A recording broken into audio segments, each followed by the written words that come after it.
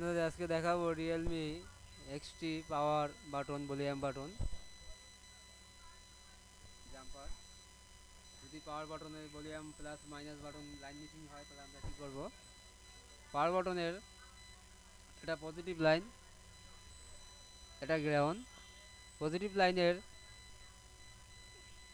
এটা এই যদি লাইন মিসিং থাকে তাহলে আমরা এই টিনটি আস্তে করে কাটতে হবে, ধীরে সুস্থে। আমরা অনেক সময় তাড়াহুড়া করে টিন টেনে ছিঁড়ে ফেলি।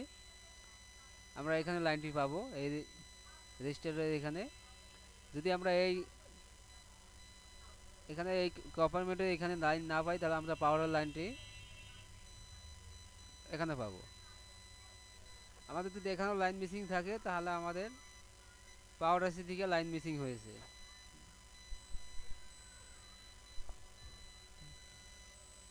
তাহলে আমাদের দ্বিতীয় হচ্ছে ভলিউম প্লাস এবং মাইনাস বাটন। এটা গ্রাউন্ড, এটা ভলিউম আপ বাটন, এটা ডাউন বাটন।